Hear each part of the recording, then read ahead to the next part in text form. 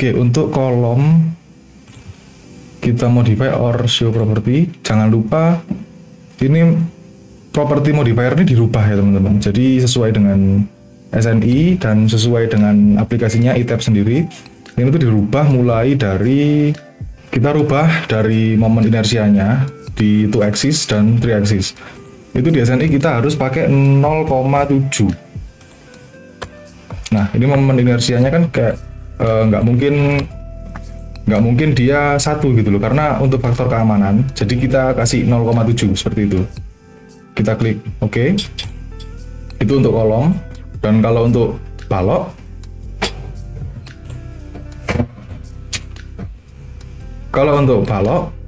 itu momen inersianya X sama Y itu pakai 0,35 ya teman-teman.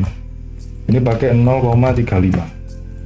Nah, kalau plat lantai sama shear wall seperti itu beda lagi, nanti ada settingnya sendiri. Tapi karena kita nggak pakai, kita cuma strukturnya saja ya ini. Saya jelaskan cuma strukturnya aja dulu. Kita klik OK. Kemudian kita setting load pattern. Di sini ada beban dead, live, dan super dead. Itu yang basic. Jadi beban dead sudah ada, di sini live juga sudah ada. Kemudian kita add new load. Kita ganti nama dulu super dead. Perbedaannya dead sama super dead adalah kalau dead itu beban struktur, benar-benar beban struktur. Misalnya ada balok, kolom, lalu beton, kemudian misal shear wall apapun yang berhubungan dengan struktur, lalu kemudian tulangan, itu termasuk beban dead. Kalau misalnya, loh mas, bata itu apa? Terus keramik itu apa? Lah itu masuknya sebenarnya bukan ke dead, tapi dia ke super dead, karena itu termasuk ke arsitektur. Misalnya ada kerusakan bangunan gitu ya, ada kerusakan bangunan, dia ada gempa, terus yang rusak itu tembok, itu bukan kerusakan struktural, melainkan itu kerusakan arsitektural. Itu menurut FEMA 356 ya. Jadi ada kerusakan non struktural seperti itu.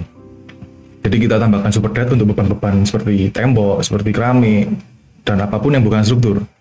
Oke, kita add new load saja. Lalu kita kemudian masukkan beban statik arah X. Kita add new load.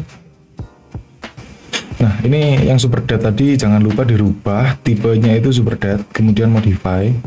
Jadi kelupaan, sorry. Terus SX ini bukan SX ini juga kan ini gempa statik ya, jadi statik arah X. Ini jangan lupa diganti ke seismik, yang seismik biasa bukan yang drift. Oke, lalu kita modify. Terus ini lateral load itu biasanya saya pakai yang ASCE 716.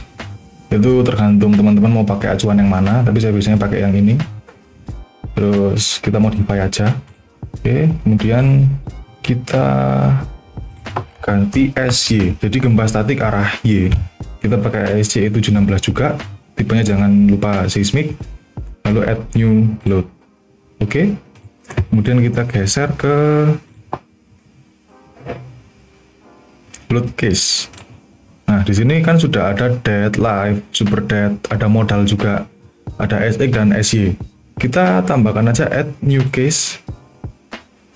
Kita kasih nama DX. Terus ini kita ganti respon spektrum karena D itu dinamik ya, jadi kita respon spektrum. Kemudian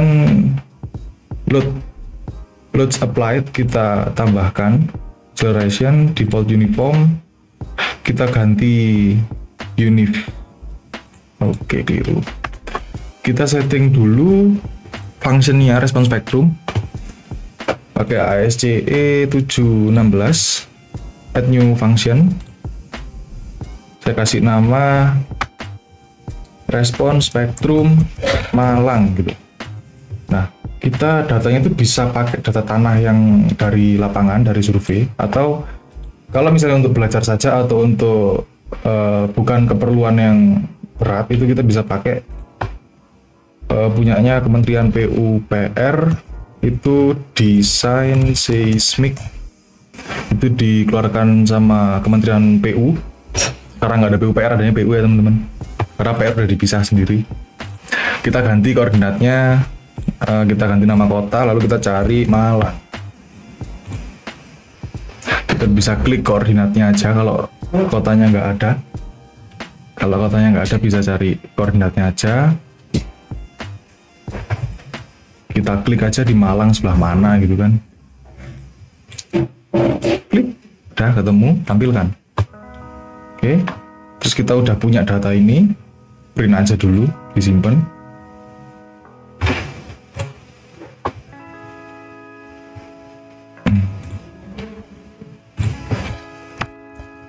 Desain spektra Malang.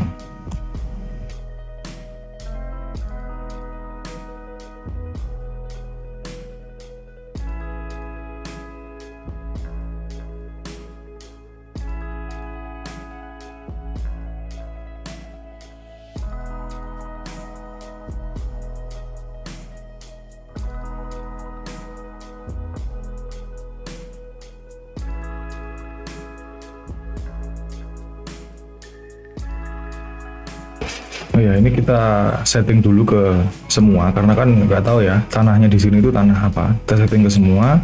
Lalu value-nya nih biasanya keluarnya 6 pertama. Tapi biasanya rentangnya itu kita ambil di 20 detik. Nah, oke. Di situ kita print.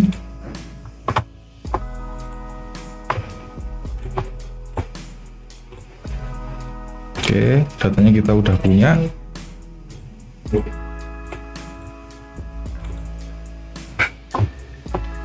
Kemudian kita kembali lagi ke items. Kita setting. Di sini ada SS, S1, long period transition tadi kan 20 detik ya. Kemudian site class-nya itu kita ambil aja di sini, misal tanah kelas C gitu. Soalnya kita nggak tahu ya gimana di lapangannya. Kemudian di sini tinggal kita ganti SS sama S1-nya.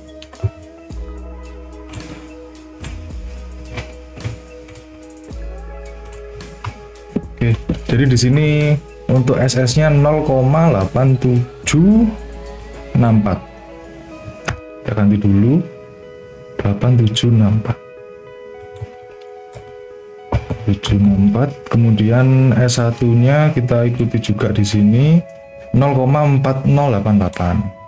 0,4088. Oke, sudah terbentuk di sini grafik spektrumnya, spektrum gempanya. Kemudian kita klik OK. Oke, lalu kita betulkan mesh source. Mesh source, add new mesh source. Modify ya. Kita modify saja yang ini. Kemudian kita namai mesh source. Kemudian